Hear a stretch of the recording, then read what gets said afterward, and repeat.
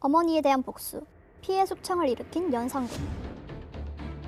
살인이 화를 입었다 하여 갑자사화라 불린 사건, 조선 왕실의 피해 숙청이 시작되었습니다.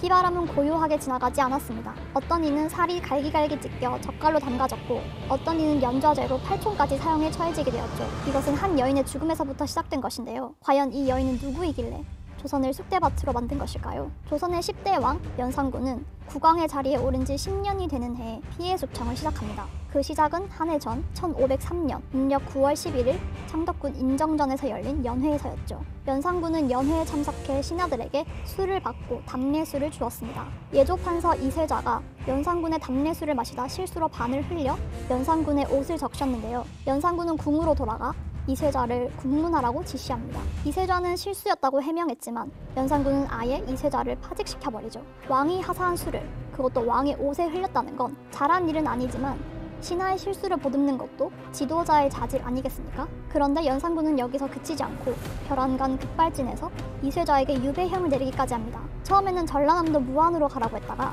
이틀 뒤에는 함경도 온성으로 보내죠. 한반도 최남단에서 최북단까지 그야말로 생고생을 시키겠다고 작정한 것이죠. 그런데 이해할 수 없는 연산군의 행보에 신하들은 두려움에 휩싸입니다. 드디어 올 것이 왔군.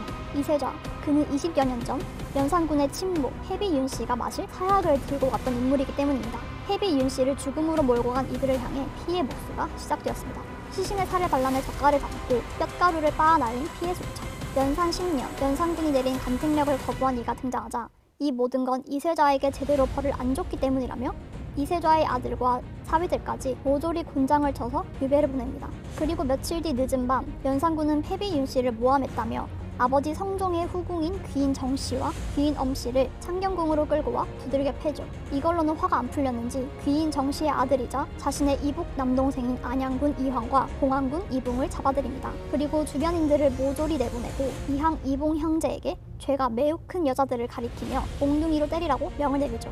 주변이 아무것도 보이지 않을 정도로 칠흑 같은 밤이라 이황은 여자들의 정체를 알지 못하고 몽둥이질을 시작했는데요. 이봉은 두 사람이 누구인지 눈치채고 몽둥이를 들지 못했습니다.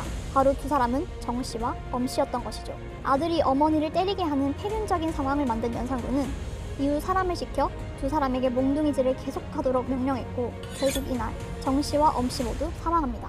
두 사람을 죽인 연산군은 계모 자순대비의 침소를 찾아가 검을 뽑아 들고 위협했고 이항과 이봉의 머리끄덩이를 잡고 대왕 대비전으로 끌고 가 이항을 시켜 살 날이 얼마 남지 않은 인수대비에게 억지로 술을 올리게 했죠. 연산군의 폭주로 궁궐은 이미 공포 그 자체였습니다. 하지만 죽음의 공포는 이제 시작이었습니다. 연산군의 잔혹함은 갈 때까지 갑니다. 이황과 이봉을 창덕궁에서 내보낸 연산군은 내관들을 시켜 귀인 정씨, 귀인 엄씨의 시신을 갈기갈기 찢어 젖을 담가 삼가 들에 뿌리게 한 것이죠. 그리고 일주일 뒤 두 사람을 폐서인시켜버립니다.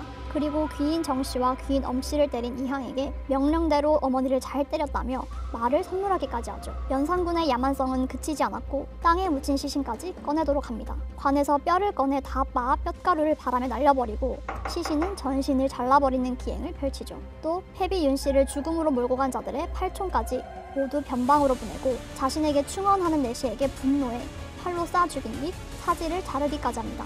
이제 연산군의 광풍은 누구도 막을 수 없게 되었습니다.